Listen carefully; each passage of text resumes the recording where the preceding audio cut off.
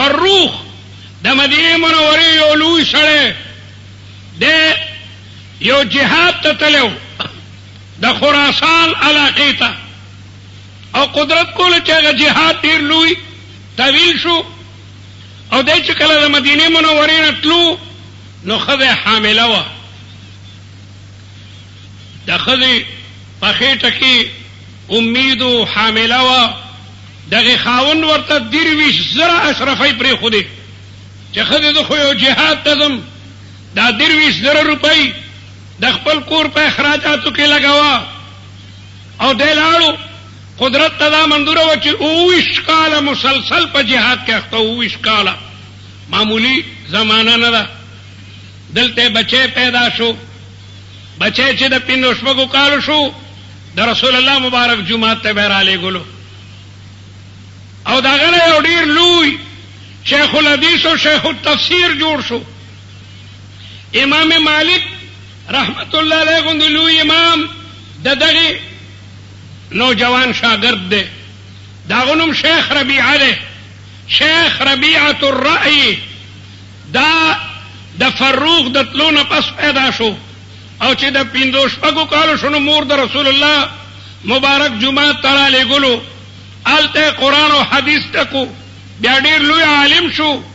او امام مالک چې هغه امام دارالهجرت دی د یو مذهب امام دی هغه هم د دغه شیخ ربیعه شاګرد دی قدرت ته دا منظوره وه چې دا سړی 29 کاله پس راغی 29 کاله پس په آسمانې سور دی او نیزه په لاسو کې ده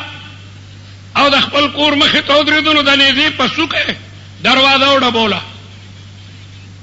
د کور نه ربیعه راووتو ربیعه او دغه فروخ کور ته دننه کې هغه وایي غوسه شو ورته څوک یې پردی سړی زما کور ته راځي هغه وایي دا زما کور دی وایي رک شه دومره مدیر هسې پکې مونږ یو دا زما کور دی خلک راجمع شو ربیعه خلکو ته وایي دا سړی پردی سړی دی پاس سور دی نه دی لاسو کې ده او زموږ کور ته لګیا ده دننه کېږي هغه وایي قسم دی دا زما کور دی پوره جګړه ده تر دې چې امام مالک صاحب هم راغی ځکه د هغه د استاد سره د دې سړي جګړه ده خلک ټول را جمع دی دا کم سړی چې پاس راغلی 29 کاله پس هغه وایي دا زما کور دی او زما نوم کنیت زما ابو عبدالرحمن دی او ما ته فروخ هم وایي کور کې دننه زنانه آواز واورېدو ویې پېژندو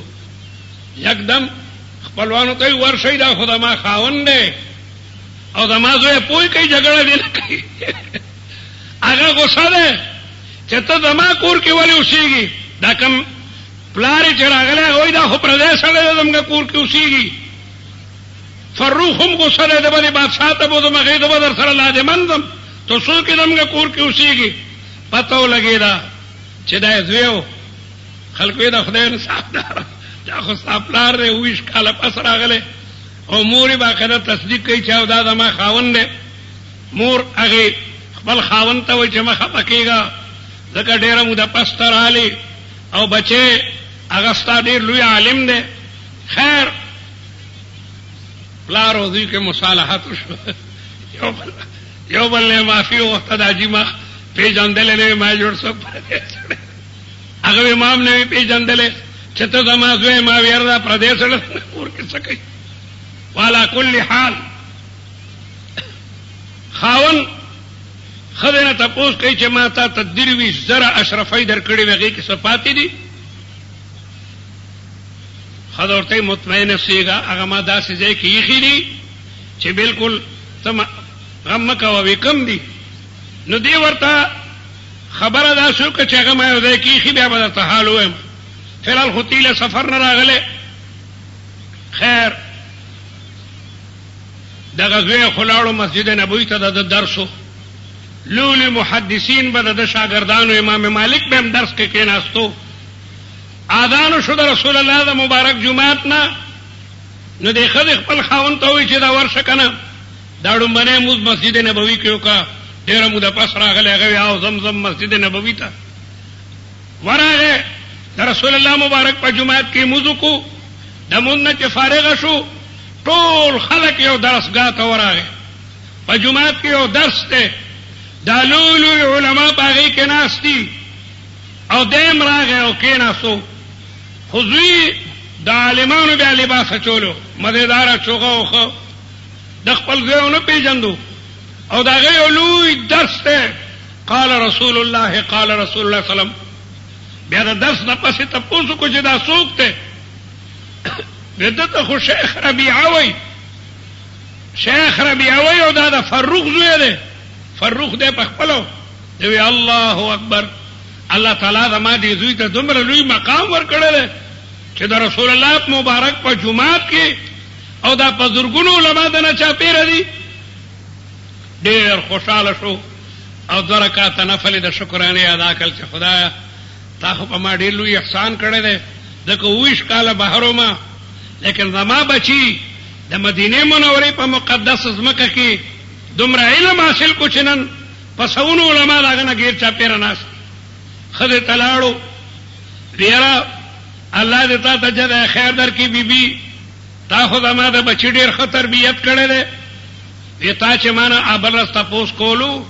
چې هغه پیسې دې څه کړي ټولې پیسې ما د دې بچي په علم باندې لګولې دي هغه 20,000 اشرفۍ